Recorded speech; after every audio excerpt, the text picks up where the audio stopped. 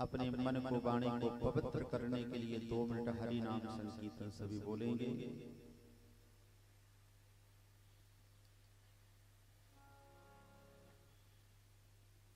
हम राम जी के राम जी हमारे हैं, हम राम जी के राम जी हमारे हैं, हम राम जी के राम जी हमारे हैं, हम राम जी के राम जी हमारे हैं, हम राम जी के राम जी हमारे हैं, हम राम जी के राम जी हमारे हैं, सीताराम जी के राम जी हमारे हैं, सीताराम जी के राम जी हमारे हैं, सीताराम जी के राम जी हमारे हैं, सीताराम जी के राम जी हमारे हैं, हम राम जी के राम जी हमारे हैं, हम राम जी के राम जी हमारे हैं, सीताराम जी के राम जी हमारे हैं, सीताराम जी के राम जी हमारे हैं।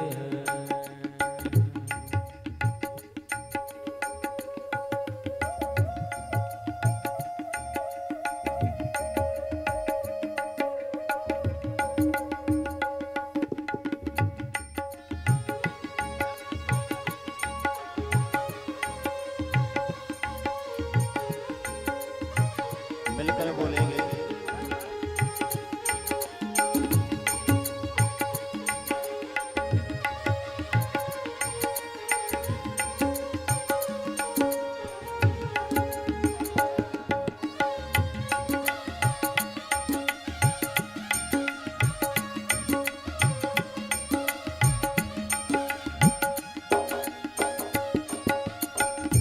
सीताराम जी के राम जी हमारे हैं, सीताराम जी के राम जी हमारे हैं, हम राम जी के राम जी हमारे हैं, हम राम जी के राम जी हमारे हैं, हम राम जी के राम जी हमारे हैं, हम राम जी के राम जी हमारे हैं, सीताराम जी के राम जी हमारे हैं, सीताराम जी के राम जी हमारे हैं, सीताराम जी के राम सीताराम जी हमारे हैं, जी के राम जी हमारे हैं, हम राम जी के राम जी हमारे हैं, हम राम जी के राम जी हमारे हैं, हम राम जी के राम जी हमारे हैं, हम राम जी के राम जी हमारे हैं, राम जी के राम जी हमारे आइए हम राम जी के राम जी हमारे हैं, सीताराम जी के राम जी हमारे हैं, सीताराम जी के राम जी हमारे हैं, सीताराम जी के राम जी हमारे हैं, सीताराम जी के राम जी हमारे हैं, सीताराम जी के राम जी हमारे हैं। भक्त वत्सल भगवान की, कृष्ण कन्हैया लाल की, राधा रानी सरकार की, जय परीक्षित महाराज की जय जय जय श्री राधे। परम मंगल में परात्पर अकारण करना वर्णालय भक्ति वांछित कल्पतरु तड़ंदित वृंदित पीताम्बरधारी भगवान श्री कृष्ण की वांग्मयी प्रति मूर्ति श्रीमद् भागवत महापुराण। आज श्रीमद् भागवत सप्ताह ज्ञान यज्ञ का 6वां दिवस है। आज की बेला में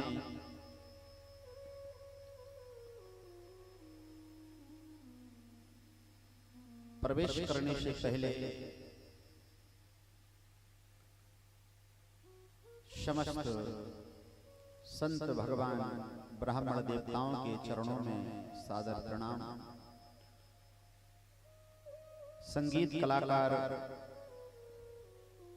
परीक्षित परिवार, भक्ति स्वरूपा माताएं बहनें एवं समस्त श्रोतागण, उन सभी को व्यासपीठ से राधे राधे स्वीकार करें।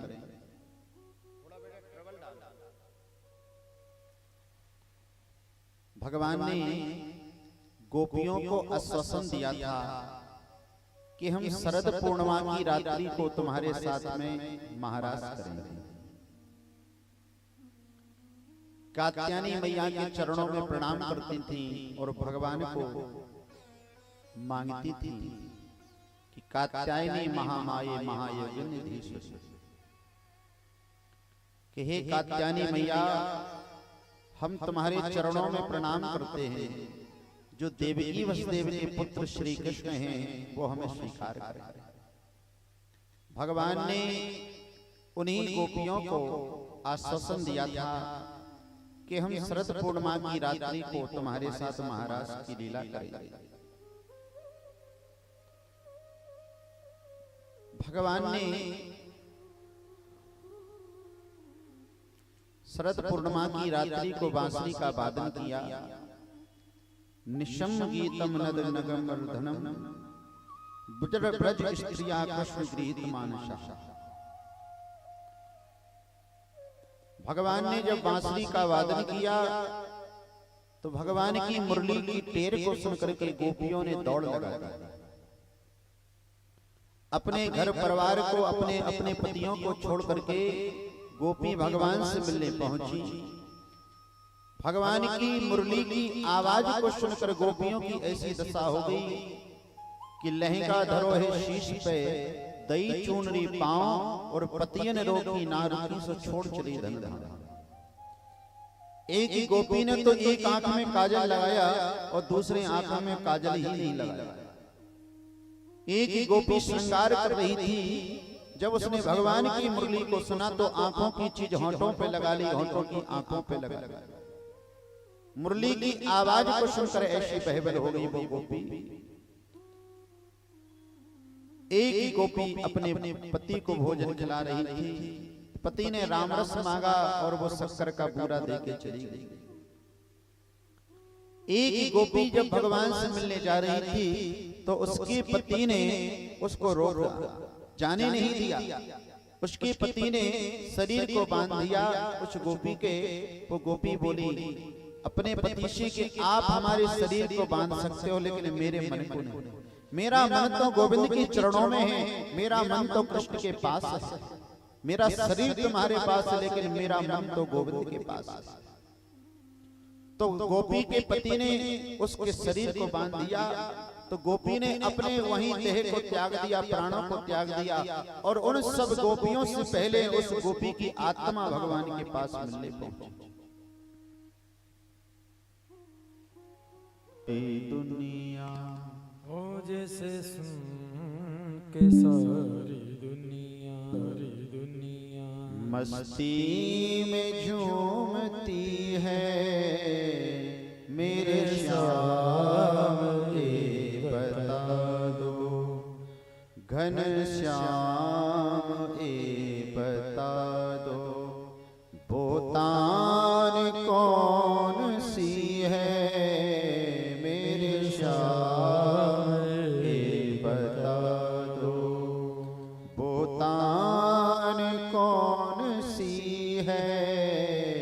मेरे श्याम ए बता दो। लाखों गोपियां भगवान के सामने खड़ी हो गई। वो गोपी कौन है? वो गोपी साड़ी वाली नहीं है, दाढ़ी वाले भी गोपी बन के गए। भगवान श्री राम जब दंडक वन से निकले तो दंडक वन से भगवान श्री राम को जब उन ऋषियों ने देखा, राम जी को देखा, तो राम जी को देखकर उनके मन में भाव आया, गोपी भाव, कितने सुंदर हैं, और हम यदि स्त्री होते तो इनके साथ में रास क्रीड़ा करते। गोपी भाव आया तो भगवान ने उनको भी आश्वासन दिया। भगवान सब मन की इच्छा जानने वाले, भगवान भक्त की इच्छा को पढ़ लेते हैं कि इसके मन में क्या चल रहा है। भगवान ने उनको आश्वासन दिया तो वो ऋषि भी गोपी बन के आए हैं। श्री राम को देख करके भी वो ऋषि गोपी बन के आए, और मत्स्य कन्याएं भी गोपी बन के आई। जब भगवान समुद्र मंथन हो रहा था उस समय भगवान ने कच्छप का रूप धारण किया था। समुद्र में जो मत्स्य कन्याएं थी वो भी गोपी बन के आई।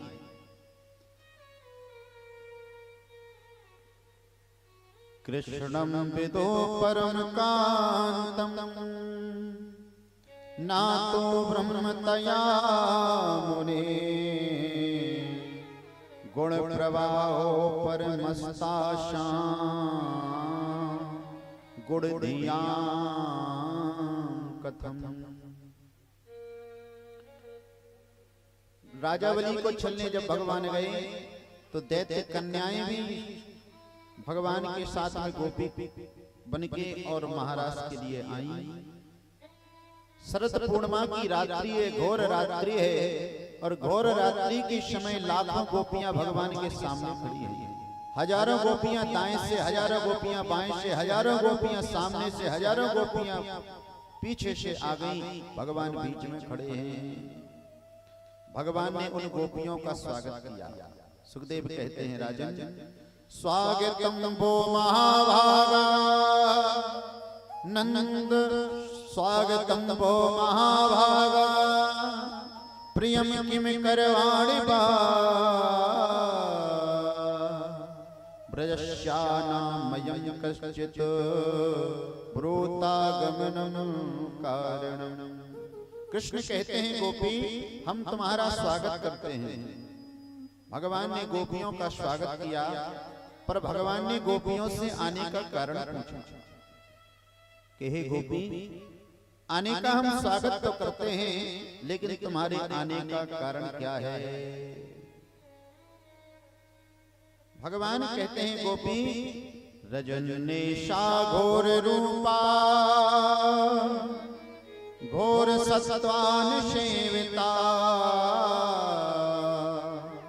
प्रतीयात ब्रजम ने स्थेयम स्त्रियम स्त्रीभीष मध्यमा।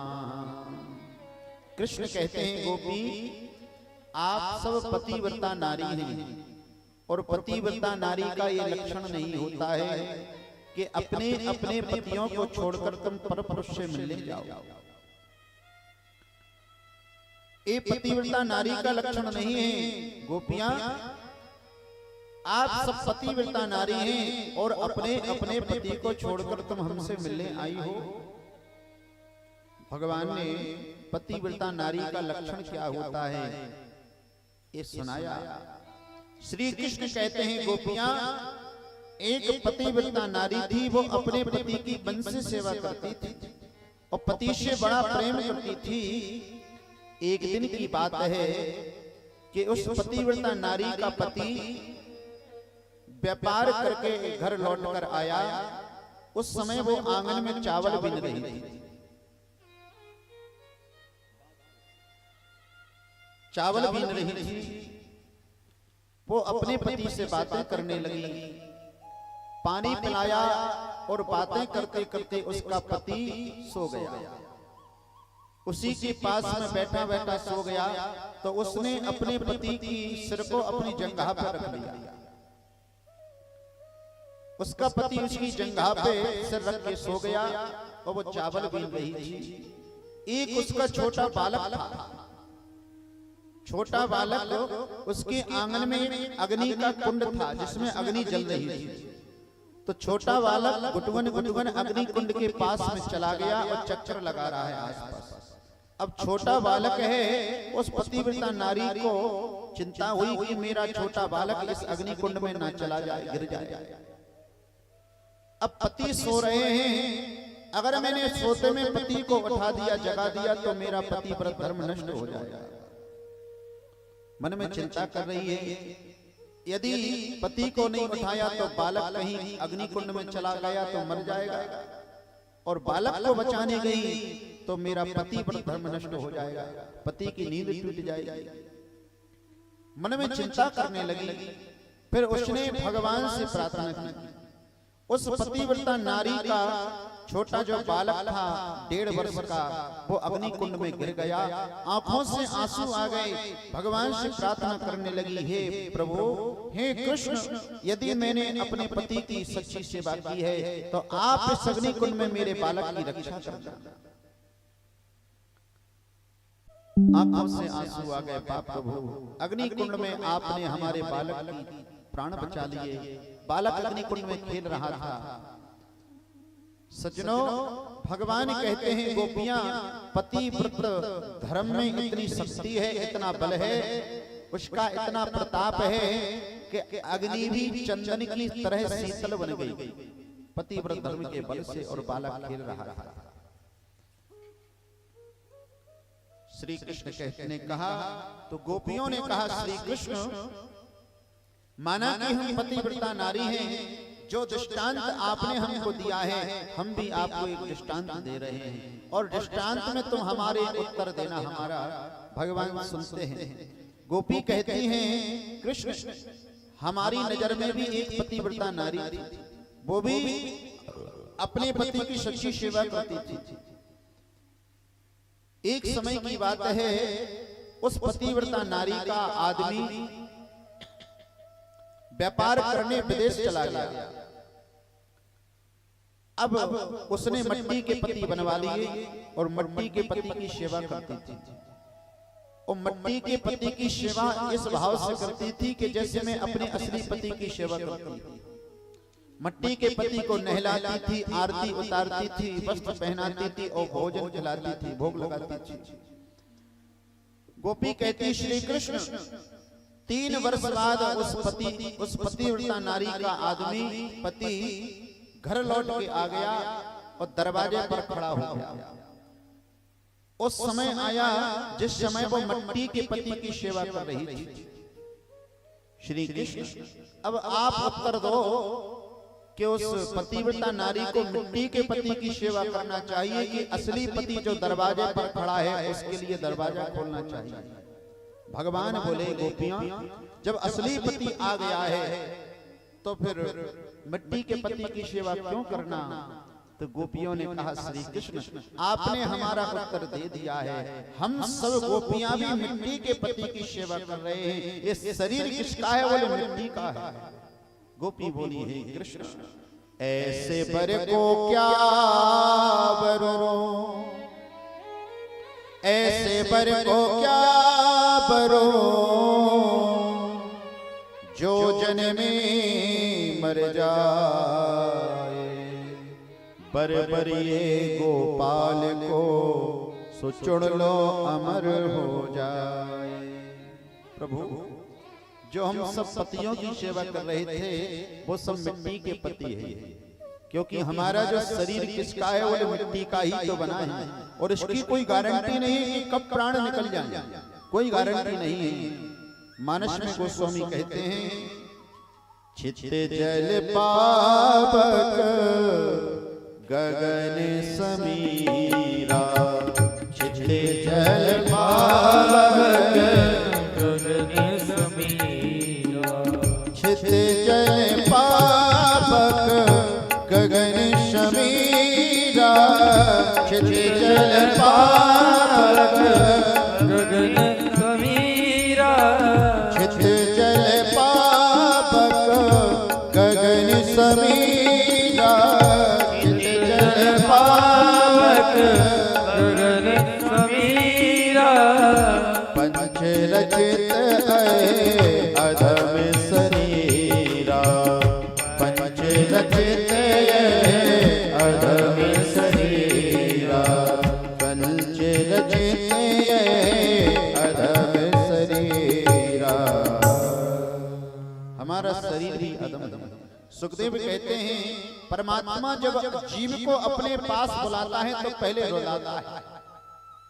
परमात्मा अगर आपको बुलाना चाहता है तो पहले आपके जीवन में दुख आए, पहले परमात्मा आपको रुलाएगा। परमात्मा आपकी परीक्षा लेता है कि ये हमारे पास आया है तो संसार की वासनाओं को लेकर आया है कि वासनाओं को छोड़ करके आया है। गोपियों की भगवान परीक्षा ले रहे हैं। ये गोपियां आई तो हैं लेकिन इनकी ये ममता के साथ आई हैं, वासनाओं को लेकर आई हैं कि वासना से मुक्त होकर आई हैं। तब गोपियों ने कहा कृष्ण ऐसे वर को क्या वरूं जो जन्मे मर जाए। कोई गारंटी नहीं है कि विवाह की 1 महीने बाद पति का साथ मिले कि नहीं मिले। ये शरीर अधम है, नासी है, कब प्राण निकल जाए कोई गारंटी नहीं है। इसलिए ऐसे वर को क्या वरूं जो जन्मे मर जाए। पर भरिए गोपाल को सो छुड़ लो अमर हो जाए। भगवान प्रसन्न हो गए गोपियों के भाव को देख करके। परमात्मा जब जीव को बुलाता है तो सबसे पहले दुख दे देता है। दुख में शिवरन सब करें सुख में करें न इसको। और हम सुख आते ही परमात्मा को भूल जाते हैं और दुख आते ही परमात्मा को याद करते हैं। जीवन की सबसे बड़ी विपत्ति क्या है? बोले कितना भी दुख हो और उस दुख में यदि आपको भगवान की याद बनी रहे वो जीवन की सबसे बड़ी संपत्ति है। संपत्ति पाकर के भी यदि आपने परमात्मा को बुला दिया तो ये जीवन की सबसे बड़ी विपत्ति है। सुखदेव कहते हैं गोपी भगवान के साथ में महाराज कर रही थी, लेकिन जीव के भीतर में यदि अभिमान आ जाए, जीव के मन में हृदय में यदि अभिमान आ जाए तो परमात्मा उसको छोड़ देते, परमात्मा उससे दूर हो जाते।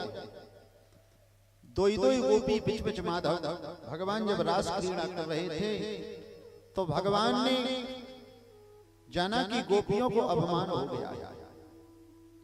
गोपियों के मन में अभिमान आ गया क्योंकि जो जीव है ना, जीव के भीतर अभिमान बहुत जल्दी आ जाता है। थोड़ा बहुत पैसा आया तो अभिमान आ जाता है, या कोई बड़ा आदमी हमसे रिश्ता जोड़ ले तो अभिमान आ जाता है, अरे फलाने आदमी के साथ हमारे संबंध है। आता है कि नहीं अभिमान?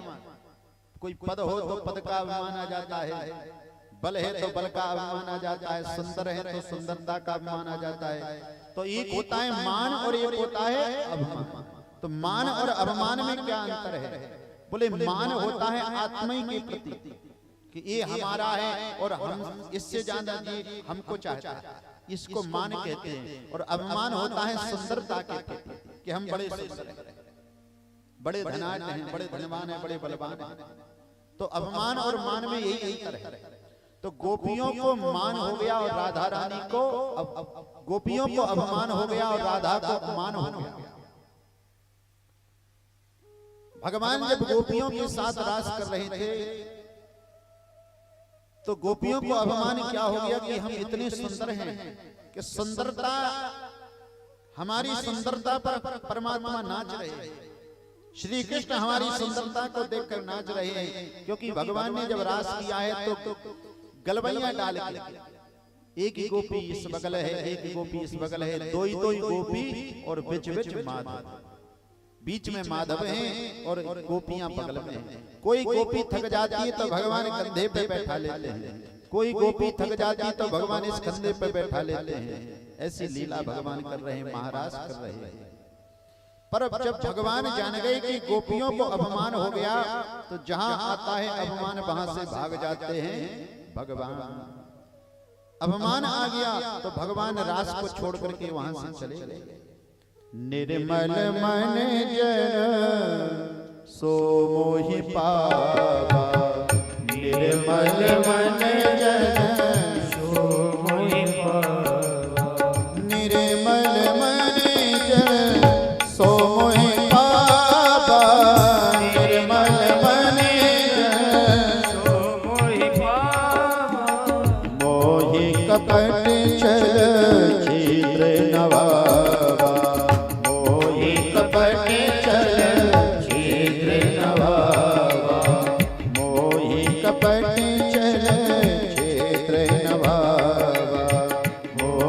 कपट चले छिद्र न भावा। निर्मल मन जीव के हृदय में जब अपमान आ जाता है तो भगवान से वो विमुख हो जाता है। और अपमान दूर कब होगा? जब आप इस भक्ति ज्ञान वैराग्य की जो गंगा है उसको अपने हृदय में उतारो। उस गंगा में स्नान करने से पाप तो धुल जाएंगे, लेकिन आपका जो अंतःकरण है, जो आपका मन है, हृदय है, वो साफ होने वाला नहीं है। जब तक हृदय रूपी आंगन को नहीं बहारोगे तब तक परमात्मा से आपका मिलन नहीं हो सकता। हमने आंगन नहीं बुहारा, कैसे आएंगे भगवान, कैसे आएंगे भगवान।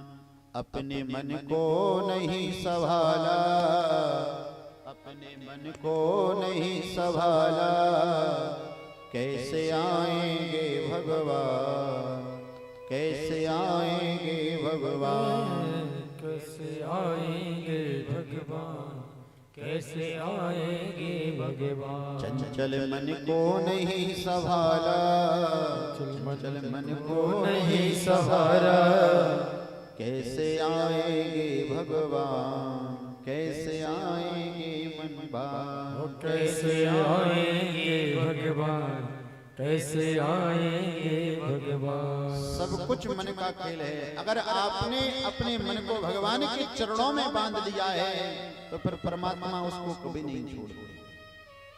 मन को बांधो। ये मन बड़ा चंचल है, मन की गति तेज है। सुखदेव कहते हैं, परीक्षित, भगवान ने गोपियों को छोड़ करके अदृश्य हो गए।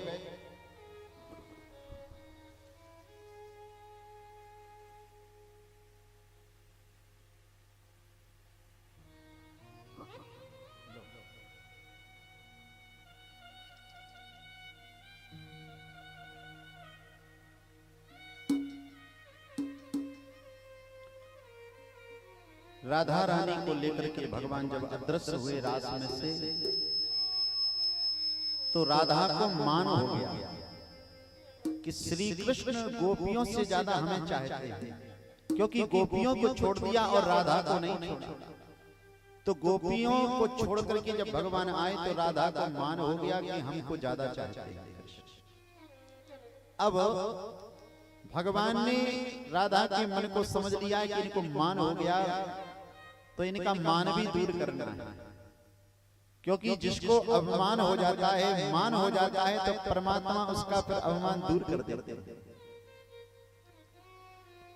भगवान ने राधा रानी से कहा, कृष्ण ने, कि राधे, हम तुम्हें अपने कंधे पर बैठाना चाहते हैं, और कंधे पर बैठ के हम तुम्हारे साथ में महाराज करेंगे। राधे, तुम हमारे कंधे पर बैठो। जैसी राधा रानी भगवान के कंधे पर बैठने को हुई, इतने में भगवान अदृश्य हो गए और राधा को छोड़कर चले गए। गोपियों की आंखों से आंसू निकल रहे हैं, कृष्ण को ढूंढ रही हैं गोपी। पृथ्वी मैया के चरणों में गोपियों ने प्रणाम किया, हे पृथ्वी मैया, हमारे कृष्ण कहाँ हैं? हमारे कृष्ण को आपने कहीं देखा है?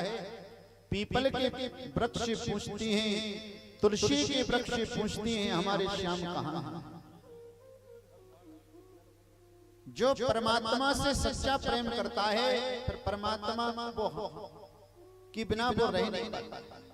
हर जगह उसको गोविंद ही, कृष्ण ही नजर आते हैं, जो कृष्ण से प्रेम करता है।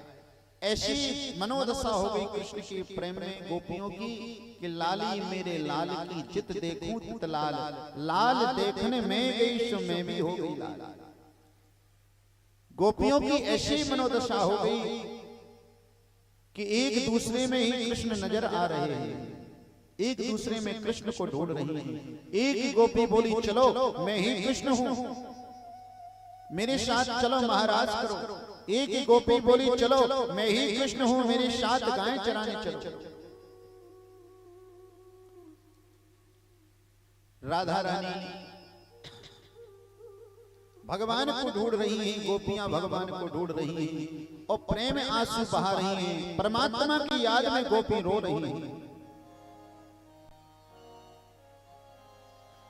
तुम्हारी याद आती है बताओ, तुम्हारी याद आती है बताओ, क्या करें मोहन तुम्हारी याद आती है बताओ, क्या करें मोहन तुम्हारी याद आती है बताओ, क्या करें मोहन। तुम्हारी याद आती है बताओ, क्या करें मोहन तुम्हारी याद आती है बताओ, क्या करें मोहन।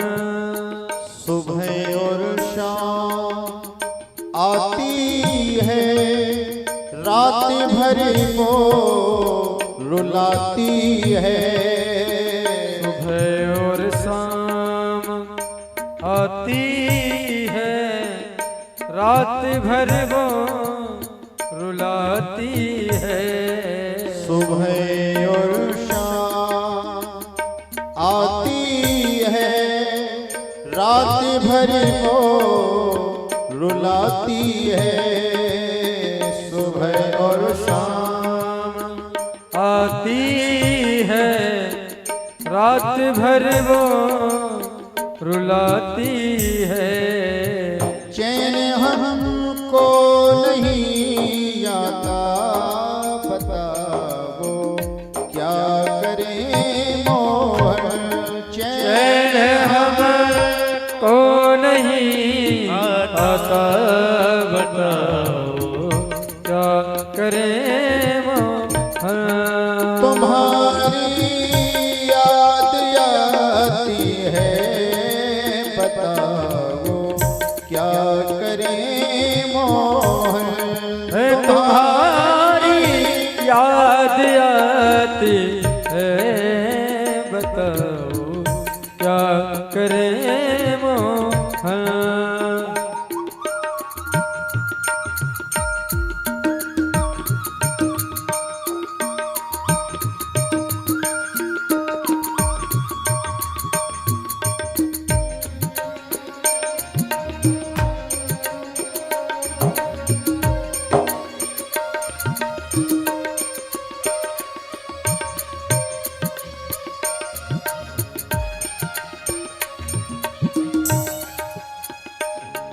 चलूं जब वो न चलने दे, रुकूं जब वो न रुकने दे। चलूं जब वो न चलने दे, रुकूं जब वो न रुकने दे। चलूं जब वो न चलने दे, रुकूं जब वो न रुकने दे। चलूं जब वो न चलने दे, रुकूं जब वो न रुकने दे। मिलूं औरों से ना मिलने दे, मिलूं औरों से ना मिलने दे। बताओ क्या करें मोहन। तुम्हारी याद आती है बताओ, क्या करें मोहन। तुम्हारी याद आती है बताओ, क्या करें मोहन। तुम्हारी याद आती है बताओ, क्या करें मोहन। बताओ क्या करें मोहन। बताओ क्या करें मोहन। बताओ क्या करें मोहन। बताओ क्या करें मोहन। गोपी भगवान के प्रेम में रो रही है, आंसू बहा रही है गोपी। और राधा रानी से जब भगवान का, राधा रानी से जब गोपियों का मिलन हुआ, आमना सामना हुआ, तो गोपियों ने कहा राधे भगवान तो तुम्हारे साथ में गए थे, भगवान कहाँ हैं, कृष्ण कहाँ हैं। तब राधा रानी ने कहा गोपी तुम्हें अपमान हो गया था और हमें मान हो गया था, और भगवान ने हमको इसलिए छोड़ दिया है कि भगवान हमारा मान अपमान दूर करना चाहता है। राधा रानी ने कहा भगवान कहाँ, गोपियों ने कहा भगवान कब मिलेंगे, कहाँ मिलेंगे। तब राधे ने कहा जब हम भक्ति का सहारा लेंगे तभी हमको भगवान मिलेंगे। भक्ति का सहारा लिए बिना आपको परमात्मा की प्राप्ति नहीं हो सकती। यमुना मैया के किनारे पहुंची, वहां पर गोपी गीत गा